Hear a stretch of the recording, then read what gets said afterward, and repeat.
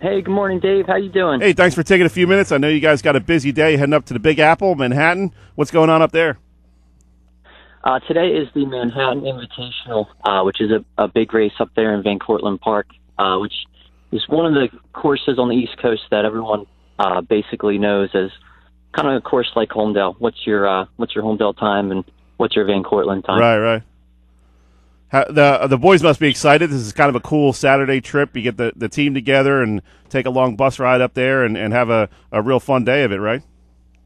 Yeah, you're absolutely right. The atmosphere at the Manhattan Invite is definitely very electric, and it's always fun when the guys can get together and get on the bus and just have a good day with the team and hopefully have good results in the race. Kind of strut around in your warm-up gear and stuff. Now, do people know the Ocean City, the warm-up gear, the colors, the logos? I'm sure you guys are pretty familiar with that course and those kind of events. Yeah, I mean, we have our red and black that we certainly wear, and there's a lot of teams there that we know, but also a lot of teams that you don't know. It's kind of just about giving it a good race and seeing where you end up against, the teams that you know and that you don't know, and that's kind of the element of just being ready for whoever's racing and whoever you're racing against. Now, Coach, what's the secret sauce down there in Ocean City? You guys have won 90 straight dual meets, one of the longest streaks in the region, I believe.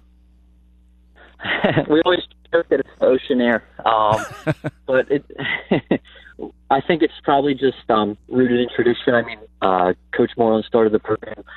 He was around for 36 years, and just a really good tradition of consistency and good runners that have come through, and a lot of people that have been willing to work hard and kind of sacrifice to keep that streak going.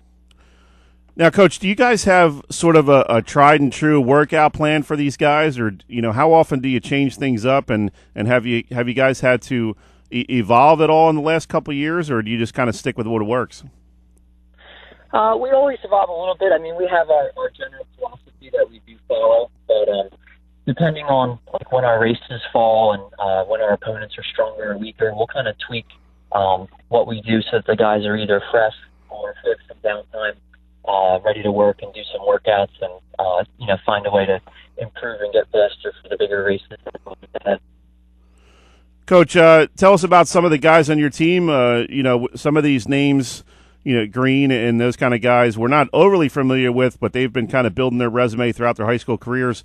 Who's really been getting it done for you?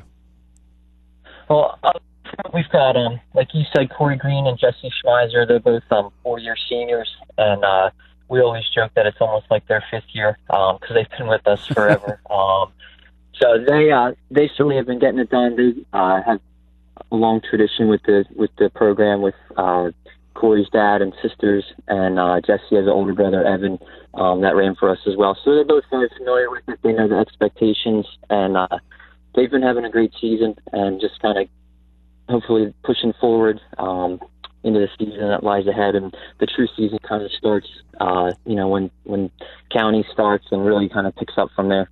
Now, when's counties? Is that next weekend or the weekend after? Counties is this coming Thursday down at the Cape May County Zoo for us for the Cape May County meet. And then you got Cal's the following week, right?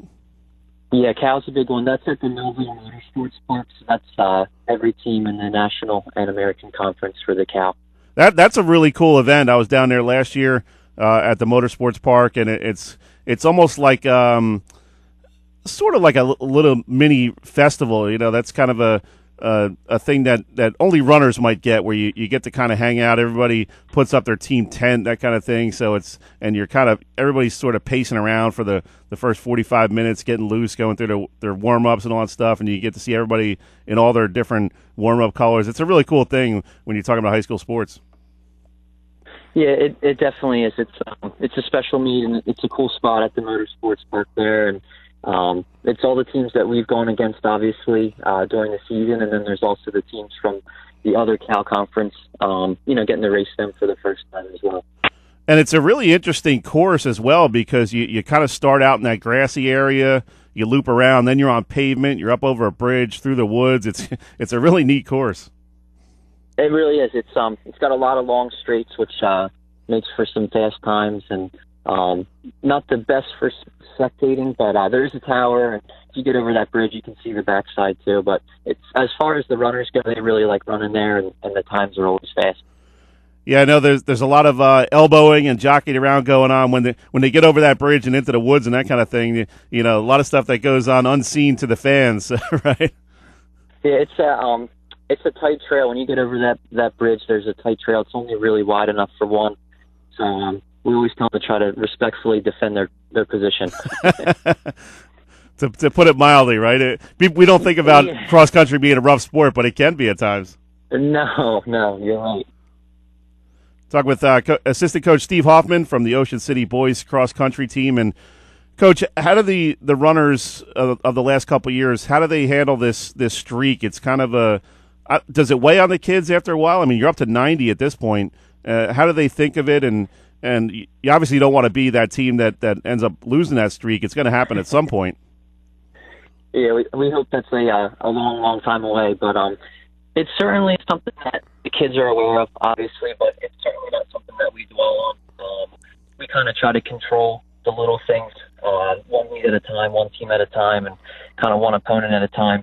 And the rest kind of takes care of itself as far as keeping the streak going. But it's not something that we harp on or that we focus on. We just try to win, one meet at a time. But at the end of the dual meet season, when it's still there, it's certainly something that we're proud of, and that the guys really work very hard to preserve and keep it going. And so I think it's something that definitely motivates them, and it's something that pushes them as opposed to hindering them.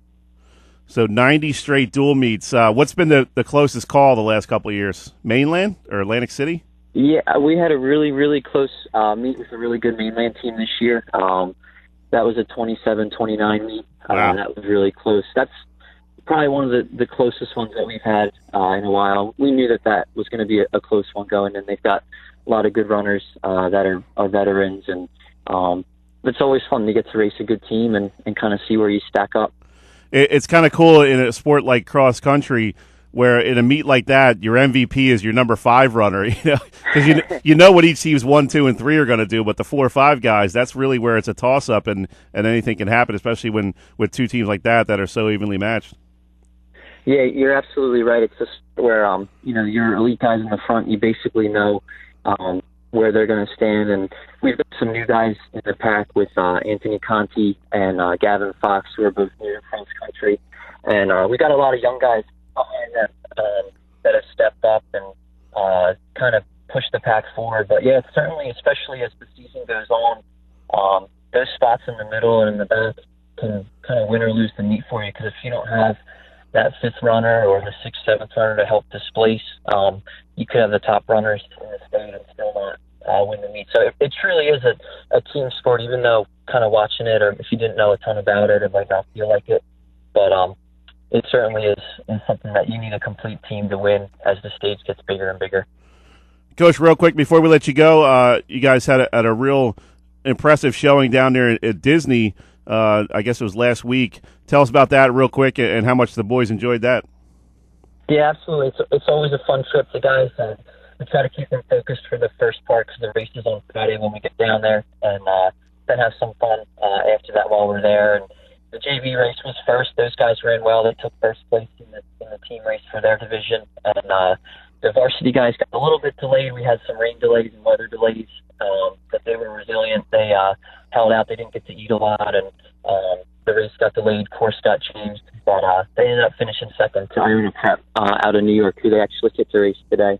So it was a good trip for us and a good time and good for team bonding as well.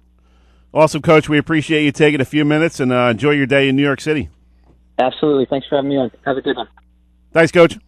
All right, Dave. Bye-bye. That was Steve Hoffman, assistant coach for the boys cross-country team at Ocean City. 90 dual meet win streak going on. I think the last time they lost was 2008, if memory serves me correctly. So they're one of the dominant teams in South Jersey and the entire state. So they're going up to New York, Van Cortlandt Park for the Manhattan Invitational today.